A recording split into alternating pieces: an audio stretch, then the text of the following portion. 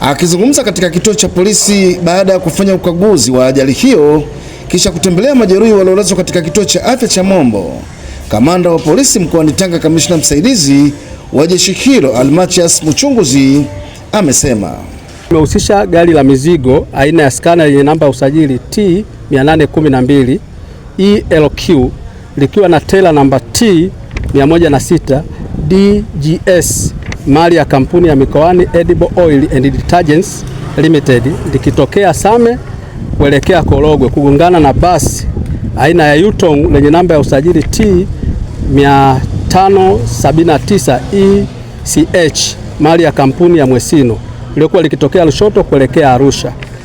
Kutokana na ajali hiyo, watu 4 wamepoteza maisha akiwemo Azad Idi Mohamed miaka 30, ufundi gari mkazi wa Lushoto, na wanaume wengine 3 ambao hawajatambuliwa majina yao na umri wao.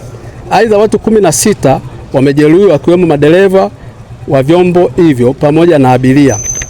Uchunguzi wa awali umebaini kuwa chanzo cha ajali hiyo ni uzembe wa dereva wa gari la mizigo aina ya Scania kushindwa kulimudu gari, hali iliyopelekea kuhama upande wa kushoto na kuingia upande wa kulia wa barabara na kugongana uso kwa uso na basi hilo.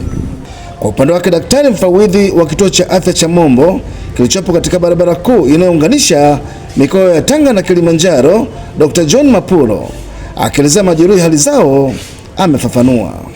Ni kweli tumepokea majeruhi 16 kwa jumla, wanawake wakiwa ni wanawake 9 na wanaume wakiwa ni 7, lakini majeruhi ambao walikuwa wameumia sana wako 6 ambao tumewapa rufaa kwenda Bombo, na wengine tumewahudumia maeneo hapa walikuwa na mivunjiko ya kawaida na michubuko mingineyo, kwa tumeweza kuwahudumia hapa na waliofariki ni 4 na wote ni wanaume.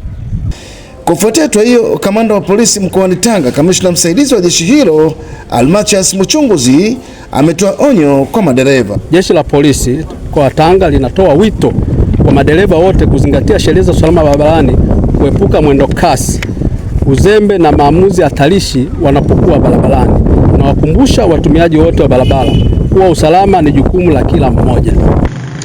Kutoka hapa katika kituo cha polisi cha Mombo kilichopo wilayani Korogwe mkoa wa Tanga, ni William Mgazija, ITV.